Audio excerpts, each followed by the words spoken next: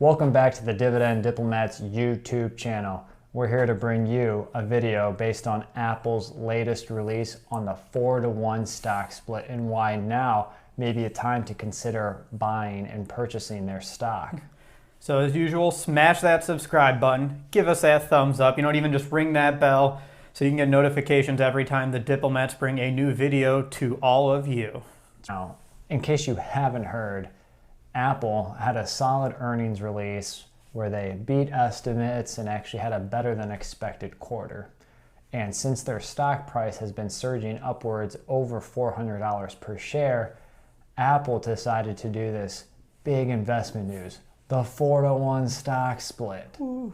Yeah, the not one, not two, not three, but 4-to-1 stock split. So you may be going crazy like, oh my gosh, this is great news. What a time to be an Apple investor. Not to be the bearer of bad news, but we also want to provide you some sort of reality check on what that actually means as an investor. So what is a stock split?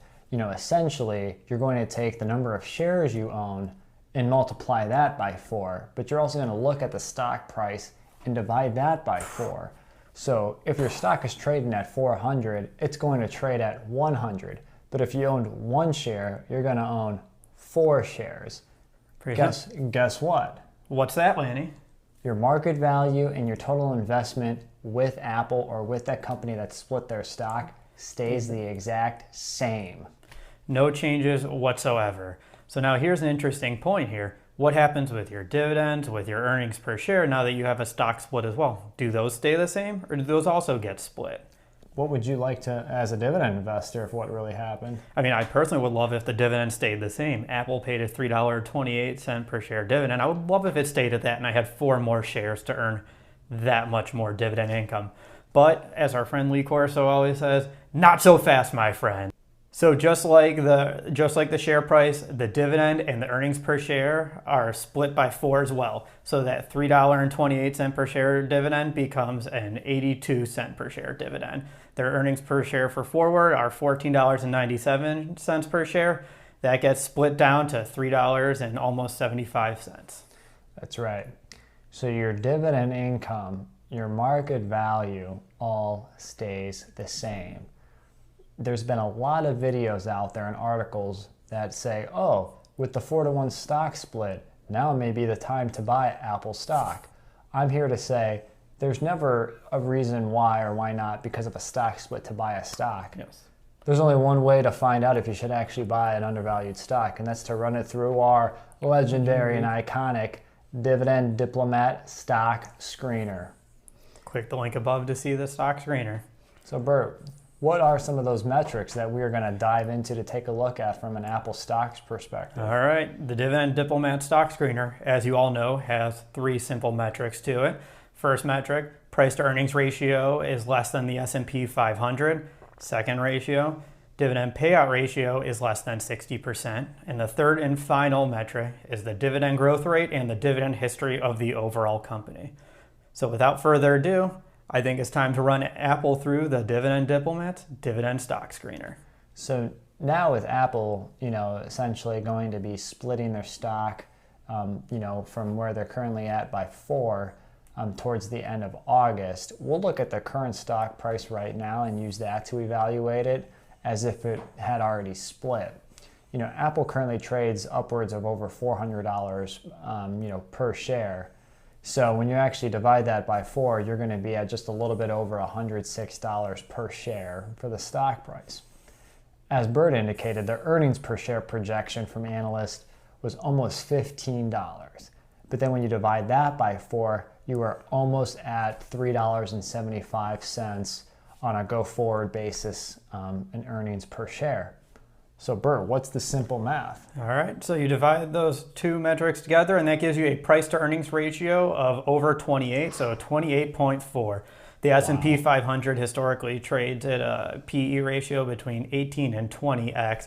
So yeah, obviously 28.4 is significantly higher than the 18 to 20% range. Wow, would you say, obviously because Apple is more of a growth-oriented stock, they may have a higher multiple of earnings, but still, would you say that's kind of high or a sign of overvaluation? Yeah, I would agree with that conclusion. Interesting.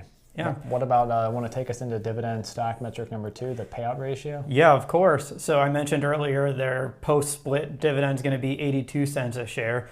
You divide that by the $3.75-ish cents per share dividend. That gives you a dividend payout ratio of 21.9%. In our metric, we use a 60% dividend payout ratio, and we look for companies with less than that. So as you can see, Apple is significantly less than our metric, so they would pass this metric. However, Lanny, do you want to tell us a little bit about what we consider the dividend sweet spot and if Apple falls in that range? The sweet spot is that 40 to 60% dividend payout ratio range. Anything under 60%, you obviously feel safe. So Apple being at that, below 25% on the dividend payout ratio, what that means to me, and because they're still in a growth phase, is they're still reinvesting their earnings back into the business to continue to develop and create new products, but still giving almost a quarter of their earnings back to shareholders. Yeah. So a little below our sweet spot, but they still pass this overall metric. So now let's go to our third and final metric of the stock screener, the dividend growth history of the company and the dividend growth rate. So Apple, going back to 2013, 2012, 2013, they've been increasing their dividend every year. So they're almost at that double digit on the dividend increase mark. And dividend increases have kind of been a little all over the place. Mm-hmm. They've obviously have increased it this year, thankfully, even with the pandemic. But they've been historically now in the last 2 or 3 years in that upper to middle single digits. So we're talking 5 to about 8% per year. They've had some bigger years where they went from 63 cents to 73 cents per share, pre-stock split. But I've started to see a little bit of a slower dividend growth model almost coming with Apple. Yeah, I think that's very interesting. So would you say that they passed this metric or not, or are we still inconclusive since the dividend history hasn't been that long? I would say they passed the metric because you can anticipate dividend growth going forward just because of the lower dividend payout ratio, and they've now shown 7 years. Yeah, I think that's a very fair and reasonable conclusion. What about some bonus metrics as a dividend investor? Well, let's take a look at the dividend yield. Yield's never our first and only metric. We like to consider yield, but that's not the only reason why we invest in a company. I'm calculating a dividend yield of 0.7% for Apple, taking that 82-cent dividend that the company pays, dividing that by the 106 per share stock price. Obviously, that's significantly lower than the current market. The S&P has a dividend yield of around 2%. So with that dividend yield being below the market, you kind of wanted a little bit, even if it was at the S&P 500 at 2%, it would be a little bit more attractive. So, being dividend investors, when you do a full summary here, they have a price to earnings above the S&P 500. They do pass with the low dividend payout ratio. Dividend growth is there, but they have a significantly below average dividend yield to where you can even, not to say that this is the right thing, but you can earn more with cash in a savings account from an income standpoint. So really looking at it from a dividend investor lens and a dividend diplomat stock screener perspective, this right now doesn't look like it would fit into our dividend diplomat portfolio. No, I agree, Lanny. So at least I know for me personally, I'm going to pass on investing in Apple even after this major stock split announcement. No, and I appreciate that conclusion there. And again, this is really driving the point home where just because you see all the news about an Apple 4-to-1 stock split, when you take a step back and think about it, this just is really going to allow more investors to possibly buy the share price because now it's lower. But in this age and world of fractional shares and zero cost on the trading, I don't even know if they actually had to even do that. So really, again, your dividend income going forward doesn't change. Your total investment or market value in Apple doesn't change. And from a dividend perspective, nothing's changed to cause us to want to acquire or put them in our portfolio. Perfect. So as always, everybody, leave a comment in the section below. Let us know what you think about Apple. Are you going to be buying them after the stock split? Let us know how you feel about the overall major news in general. And if you like the video and you want to get more information from us, make sure you give us that thumbs up, you subscribe to our channel, and get those notifications. This is Bert and Lanny from the Dividend Diplomats. Over and out.